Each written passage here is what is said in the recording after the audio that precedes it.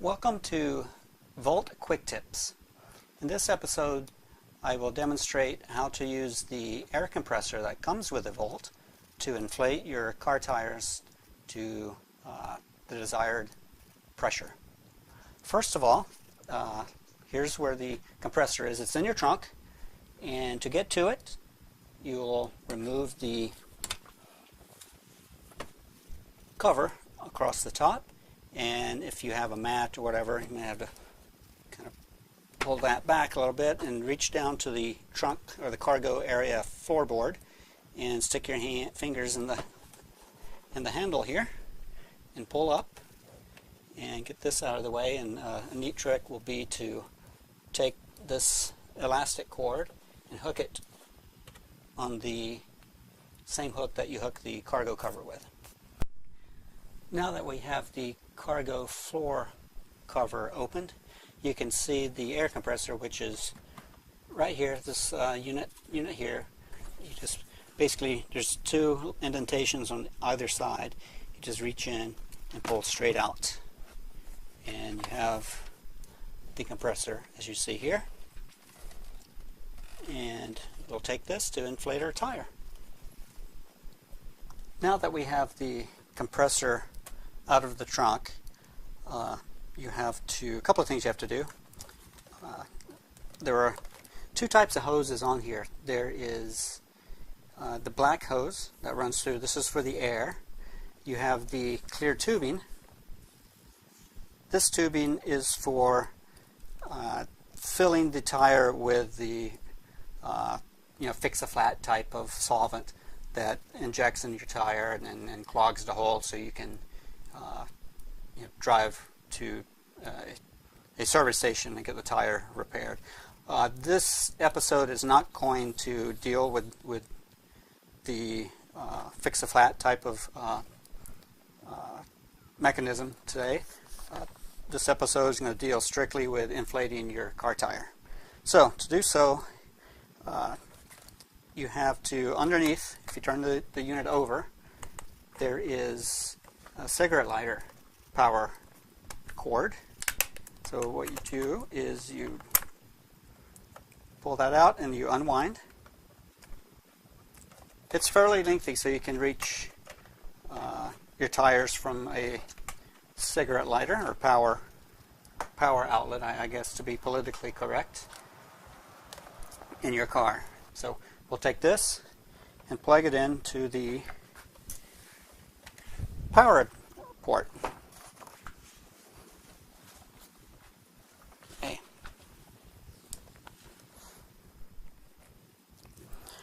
Now that I have the power cord plugged into the power outlet in the car, I need to take the air compressor hose, the black tubing, start at the end, and you pull it out and unwind it.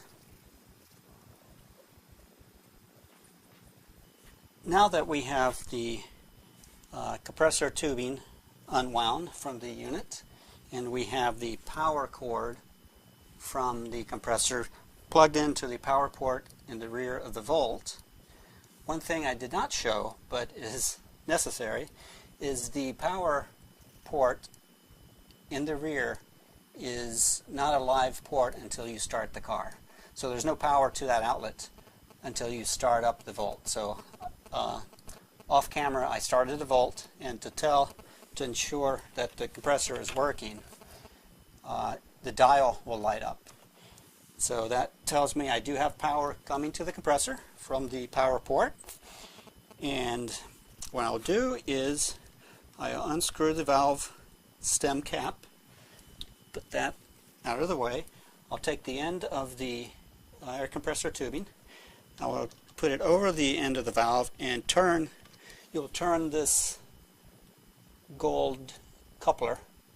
You turn it clockwise to screw onto the valve, and you'll hear some air coming out just while it connects on. So tighten it snug, don't over tighten, but tighten it snug enough to where you don't hear any air leaking. Now On the compressor, you have the dials, the PSI, and for my car, I run at 45 PSI. Right now, if you can see, it's at around 40 right now, so I need to inflate by 5 pounds. So when I start the compressor, I will stop it when the needle gets to 45. An important thing to note is this is very important, this dial right here.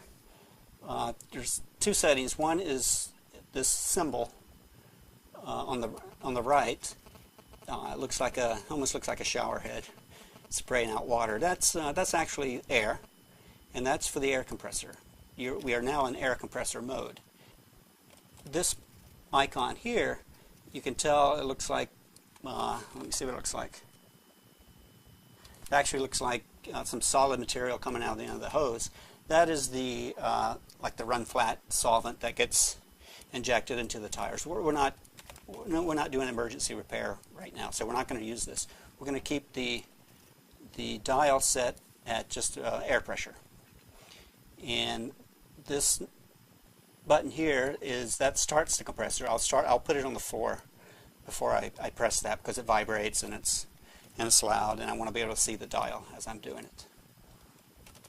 And this button here is to release air. So if you overinflate by a pound or two or whatever, mistakenly, you can let out some air and watch the dial go down to your desired pressure. So let's start. So right now the gauge is at 40, and I'm going to press the on button, and when it gets to around 45, I will stop it.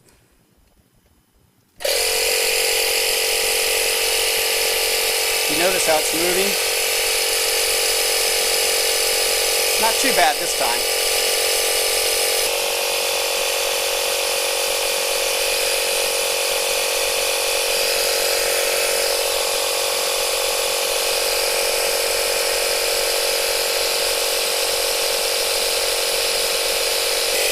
And right up to 45.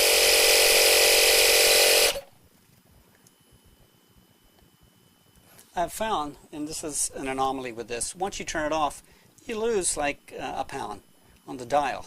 I'm going to take it as the reading is when it's off. So right now, although I turned it off while it was at 45, the dial looks like 44 right there. So I'm going to turn it on again, and this time what I'll do, I'll go up to like 46 before I turn it off. That way at rest, it'll come down to 45. Let's try that again.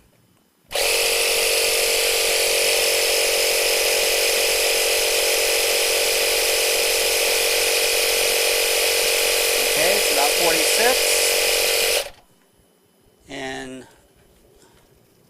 voila, we are at 45, or darn close to it. Good enough. So that's done. I can now just unscrew the hose from the valve stem. You don't want to take too much time doing that as the air is escaping. So unscrew it, and we're done with this tire.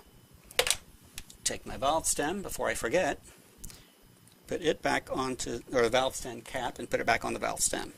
There. Next, I'll show how to reassemble this unit so it stores back in your cargo trunk nice and neatly. Now that I have disconnected the power plug from the volt, from its power connector, we need to put all this back together in a somewhat nice and neat fashion. What I'm going to start with first is the hose. So take the hose, it's extended, and just follow along the grooves. There's a natural tendency of the way it's been created to go into these grooves. So you just push in and come around to the other side. Same thing. And it just fills into the groove. When you get back to where you started, you see it's like a train track. It makes a little turn.